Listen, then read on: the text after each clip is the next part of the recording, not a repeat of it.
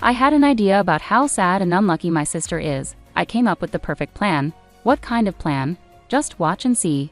Mary put on a fancy dress, like one you'd wear to a wedding. She went to the microphone. When she got it, she turned to the guests and said confidently, "Does anyone want to marry my sister? She's not very smart and she's getting old, right?" After she said this, Mary looked at her sister with a mean smile. But she didn't realize how rude she was being. The mood in the room changed quickly. People started whispering, and some guests gave Mary angry looks. Mary didn't notice and grabbed the microphone again. "Come on, sister, you need to make yourself more appealing. There are lots of handsome doctors here. You really don't understand what you've done, do you?" Then something major and unexpected happened. "My name is Amy Schumer. I'm a 31-year-old woman with a regular job. There's nothing special about me except one thing. After middle school, I studied hard and became a lawyer. I have a sister named Mary who is 3 years younger than me. She's very charming and friendly, so our family always treated her specially. I'm not very noticeable, just plain and average. I'm not very charming, so my family and relatives didn't care about me much. I rarely felt any love and was often treated coldly at home. I couldn't compete with Mary's natural charm, and she got all of our parents' love. All I got were harsh looks. I worked very hard and got good grades, hoping to get some attention from my family. But I could never outshine Mary. Eventually, I got tired of trying to win my family's love and decided to focus on something else. I gave up on being loved and put all my energy into studying. I promised myself that I would find my worth through my knowledge. Studying hard gave me confidence, and my efforts led to good results. I hoped that my success in school would one day earn me some praise from my parents, holding on to this faint hope. I stayed up late every night studying throughout middle school. I was always at the top of my class and did better than other students in every test. But even then, my parents never praised me. Instead, they often criticized my grades. It's not just about being at the top. You need to get nearly perfect scores in every subject. Yes, even if you score 98% in science, it's not perfect. But this recent exam was really difficult. I would try to explain, but they called them excuses again. "Your lack of effort is why you get such results," my mother would say sharply. Her voice was as cold as ice. "Are you proud of those less than perfect grades?" All I could do was apologize. "Yes, I'm sorry," I murmured softly. No matter how much time and effort I put in, my results never matched my parents' idea of perfect. They never acknowledged my efforts. Any score less than 101% was just a reason for them to scold me. But more than my parents' coldness, my sister Mary's seemingly innocent words hurt more. "Oh, sister, are you getting lectured again?" She would come into my room without permission and smirk at my report card. "Good grades and still scolded? That's sad. I get praised for barely passing." "Did you come here just to say that?" I asked, feeling frustrated. "I was worried about you. Maybe you were feeling down again," Mary said, pretending to be concerned. But I didn't expect such a cold reception. "If you were really worried, you wouldn't talk to me like that," I replied, trying to stay calm. "See, that's your problem. You're always like this, so standoffish. That's why Mom and Dad don't show you love," Mary said, her gaze cold as ice. She looked down on me with clear contempt. For a brief moment, her attitude was obvious, even as she left the room.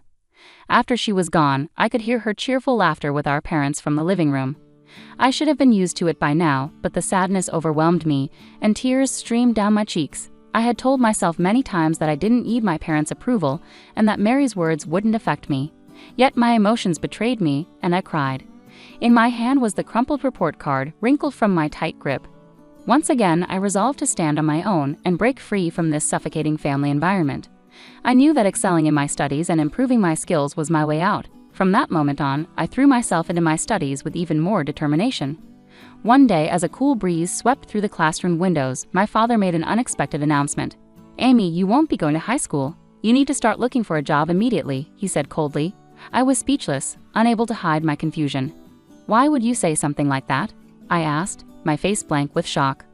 "Further investing in you is unnecessary. If you want to go to high school, you'll have to pay for it with your own money. If that's not possible, then you'll have to give up," my father said coldly, dismissing my protests. "But I'm still in middle school. There aren't many jobs available for someone my age. How am I supposed to?" My words trailed off as my father ignored me. "You need to accept this. After discussing it with your mother, we've decided to focus our finances on Mary. We can't afford to spend more on you," he declared firmly. That's not fair, I thought bitterly, but my father's decision was final. His words hit me like a sudden storm, draining all color from the world around me. My mother and sister looked on with undisguised smiles, seemingly enjoying my despair.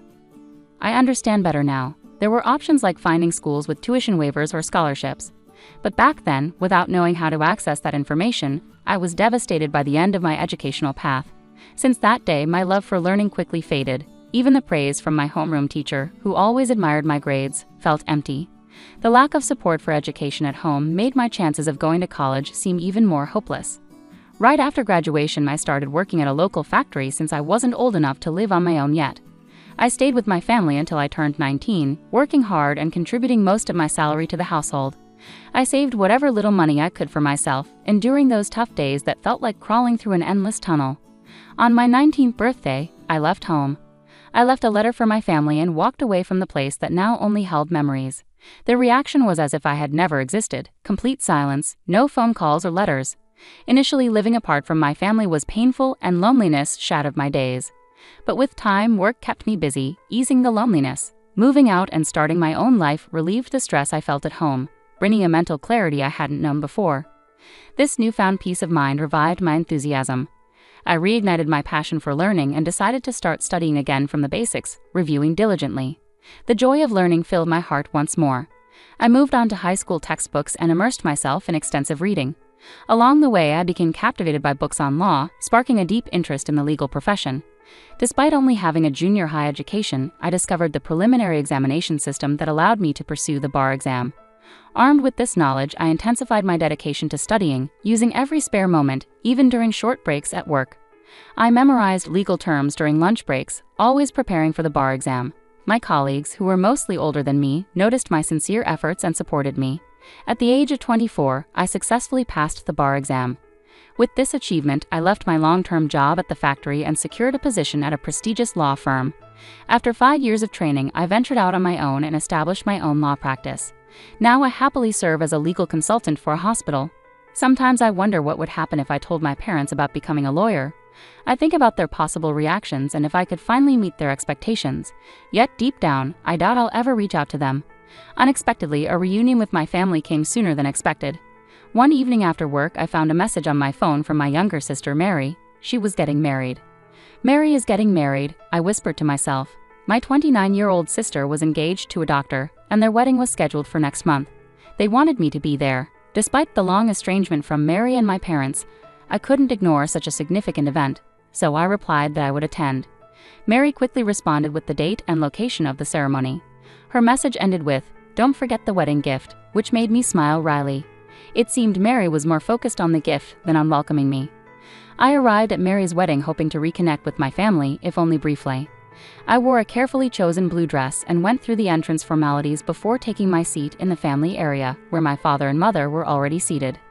"You have some nerve showing up here. You must be doing well for yourself with your paltry earnings from the factory," my father said coldly. "Indeed, it's embarrassing to have someone like her as family," my mother added with disdain. "Mary shouldn't have invited someone like you," my father continued. I told them the same, but they insisted on taking the celebration money anyway, my mother said quietly. They had this conversation as if I wasn't even there. This was the harsh reality I faced. I had hoped that sharing my side might bridge the gap between us, but that hope was quickly shattered. Both my father and mother seemed determined to avoid speaking to me at all. In the quiet of the venue, I looked around and spotted some familiar faces among the groom's side. Haven't I seen that person somewhere before? I wondered to myself, sensing a hint of déjà vu. As I tried to recall where I knew them from, I looked up the groom's name, and my suspicion turned into certainty. The connection I had suspected was now clear. I couldn't help but feel a faint surprise. It was such a coincidence, almost like fate unfolding. Despite this revelation, I decided to keep my emotions in check and quietly observe the day unfold. The ceremony proceeded beautifully, with the bride and groom making a grand entrance. Guests shared warm words and entertained, lightening the atmosphere. As time passed, the event shifted to dinner and then to photo sessions. Throughout it all, my parents got up without acknowledging me and moved toward the front where the bride and groom were waiting. Mary, drawn to them like a magnet, beamed happily in every photograph. Trying not to let the sight affect me, I quietly focused on the meal in front of me. Out of nowhere, my sister Mary came up to me. She approached with a smile, but her eyes held more than just happiness to see me after so many years. "Hey big sis, it's been ages, hasn't it? Are you glad we're spending time together like this?" she asked. I nodded quietly and replied, "Yes, the food at the party is really good." Mary smiled sarcastically, saying, "You don't get fancy food like this at the factory where you work, do you? You should appreciate being here." Her words stung deep inside, but I didn't let it show on my face. Mary's tone grew sharper, almost mocking. "Ah, did I hurt your feelings?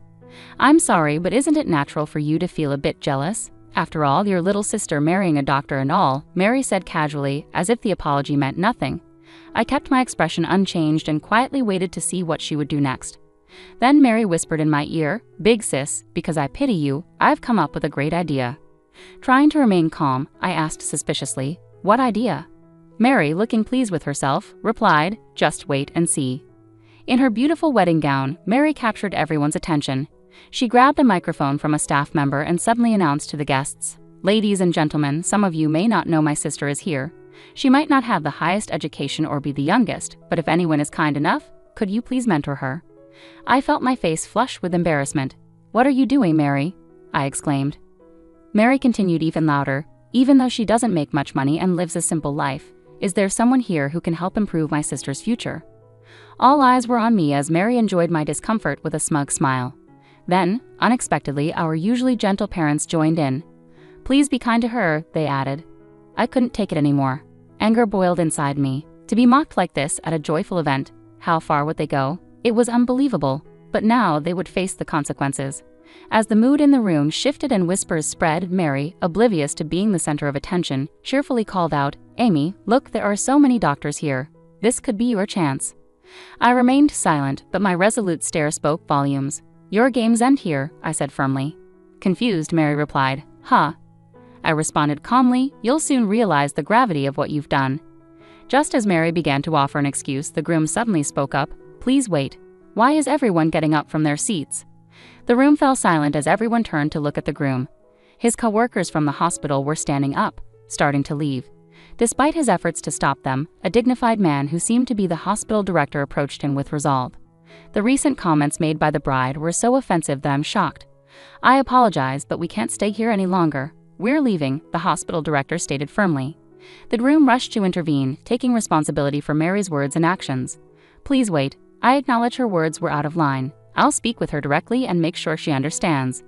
However, the hospital director underscored the seriousness of the situation and revealed something the groom wasn't aware of. "It's not just that. Do you not know who her sister is?" Confused, the groom admitted, "No, I only met her sister today. I heard she worked in a factory after middle school." Clearly irritated, the hospital director responded, "That's absurd. Her sister is a respected lawyer and serves as our hospital's legal advisor." The groom was taken aback by this revelation. He had no idea I held such a significant role. Mary and my parents were stunned as well. Unbeknownst to them, I was the legal advisor at the hospital where Mary's fiancé worked. Having seen him at hospital events before, the guests might have recognized me too. Mary's inappropriate remarks had exacerbated the situation, leaving the hospital director deeply offended. Although the groom had no personal connection to me, the hospital staff highly valued their legal advisor. The groom's face flushed red as he approached Mary, his voice rising. "What is going on? Your thoughtless words have damaged my reputation." Mary stuttered, trying to defend herself like a confused child. "I didn't mean it like that. I honestly didn't know my sister had such an important job." Furious, the groom continued to admonish Mary. "Not knowing is no excuse. How could you speak so disrespectfully about your own sister? Your behavior is unacceptable. You've lost sight of what really matters." Mary, desperate to explain herself, pleaded, "Wait, please listen. There's a reason for all of this." But the groom, not willing to hear any more excuses, declared firmly, "The engagement is over. I don't want to hear your explanations. This is where our relationship ends." Shocked by his words, Mary collapsed where she stood, her face drained of color. In a burst of anger, the groom stormed out of the wedding hall, followed by the other guests. Just as I was about to leave, I heard my sister's desperate cry behind me. "Please, Amy, help me." Ignoring her plea, I turned back and faced her sternly. "Help you? Why should I? You brought this upon yourself with your own actions. Making fun of others and then trying to play the victim is disgraceful." Mary, clearly confused and anxious, pleaded, "Why are you being so harsh? If I had known you were successful as a lawyer." With a calm yet resolute demeanor, I replied, "Why should I have informed someone who never bothered to reach out to me about my career? Actually, I had already decided to sever ties after this wedding. Now, seeing how things turned out for you, I feel a sense of closure. You must be disappointed that your engagement to a doctor fell through. I suggest you work hard to find your next prospect." With those words, I left the venue gracefully. In the distance, I could hear the murmurs of disapproval from my parents and other guests. Everything unfolded as I had anticipated, and Mary's marriage was called off. My parents, who had pinned their hopes on Mary marrying a doctor for security, expressed their anger toward her for the first time. Overwhelmed by their disappointment, Mary sought solace with a broken heart, but I turned a deaf ear to her pleas. I ignored her calls and cut off all ties with the family.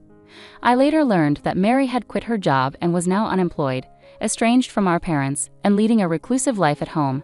As for me, I am content with both my professional and personal life, living peacefully without major issues. Although my relationship with my family has been strained, I am fortunate to have strong support from colleagues and friends in both my work and daily life. This positive environment is the result of years of hard work and dedication. While I faced challenges along the way, overcoming them has shaped who I am today. Reflecting on my past struggles, I now appreciate their significance. My goal is to continue living a fulfilling life at my own pace, setting achievable goals and keeping stress levels manageable.